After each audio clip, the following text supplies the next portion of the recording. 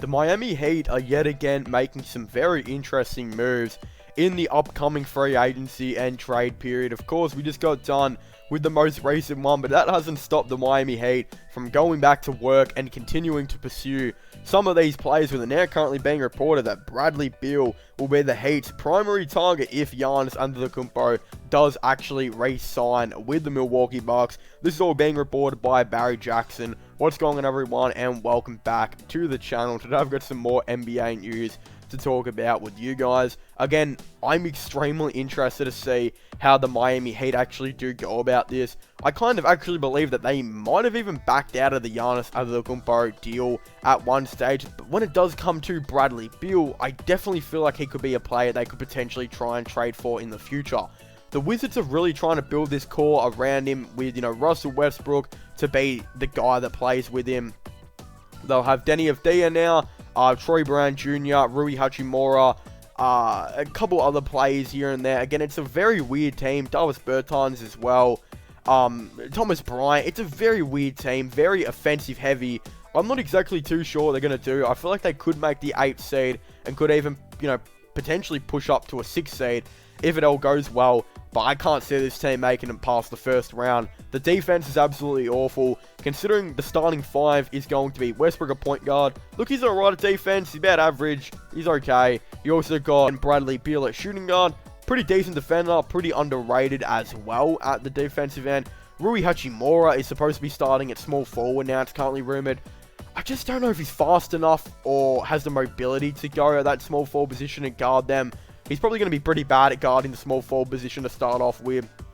You got Davis Bertans as well, who's probably, well, I don't exactly know too much on his defense. Haven't exactly watched him play that much, but from what I've seen, it doesn't exactly look that great. Pretty bad, probably, from what I've kind of seen. But you also got Thomas Bryant as well, who's just average. And then off the bench, it's some pretty average defense here and there as well. It's not looking good. I don't know how their defense is going to go. Offensively wise, it could be a pretty awesome team. But Denny Avdija as well, who seems to be an okay defender at times, but other times could be like the worst defender in the league. It's going to be a very weird thing to see how that Washington Wizards team going to go. In my opinion, it'll be about a first round exit, and I feel like it could be like that for a couple years. So I don't really feel like the Miami Heat are going to be able to trade for Bradley Beal as well. What I'm trying to get at here is if the Wizards are contending for the playoffs, they're going to keep trying and doing that as long as they have Bradley Beal. They're going to keep building around him, keep going to the draft. Let's just say they make the 8th seed and they finish off with like the 16th pick. They'll try and draft a decent player with the 16th pick. They'll potentially go out and you'd think draft a defensive small forward type of player. I feel like missing out on a player like Isaac Okoro or Patrick Williams is a massive loss for them. Even though Denny Avdija, in my opinion, was a steal, he doesn't really fit their team of, defensively wise in what I would probably do.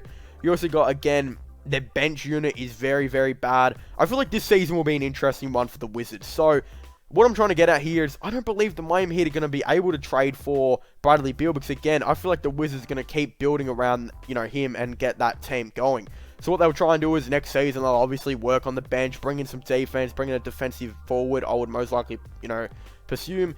And, again, whatever the Heat are going to do, I don't even know. They're kind of missing out on these players. Like, again, Bradley Beal, probably not going to be able to trade for him. He's going to be untouchable for at least the next couple years, I'd say. Giannis, if he signs that Supermax, they're obviously not going to be able to get him unless it's a sign and trade type of deal.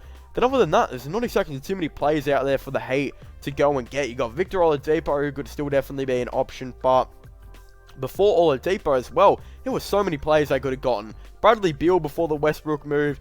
Giannis, again, look, not gotten, but I'm saying they were interested in. Danilo Gallinari as well. So many of these players. Instead, they've made some weird decisions. They didn't bring back Derrick Jones Jr., but they decided to sign Myers Leonard to what was a 2-year, $10 million deal per season, I think. Really weird deal. Like, I thought Myers Leonard would be in like $5 million to maybe down to like the $1 million.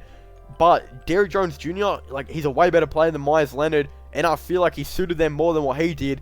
And Derrick Jones Jr. signed elsewhere for less money. Really weird stuff going on at the Miami Heat. I'm not exactly too sure what they're trying to do there. I honestly thought they were going to go up, get Oladipo as well, potentially. But this young core is getting better and better. I can see the Heat, you know, potentially getting back to the conference finals next season. Don't know if they'll make it past the finals. I feel like a couple teams got a lot better, but they could definitely be one of the teams willing to do it. I just don't think they're going to be able to trade for Bradley Beal for this time being. I definitely feel like for the next couple years, he's going to be an untouchable, especially for next season and, you know, this season coming up. Because this season coming up, they're going to see if they can make the playoffs. And if they do, they're obviously going to try and build that bench core, get a backup point guard and potentially get that defensive small forward in. And again, a player like Derrick Jones Jr. would actually be perfect for the Wizards to try and get right now. So speaking of him, again, he would have been pretty perfect for the Wizards. So very interesting stuff going on there.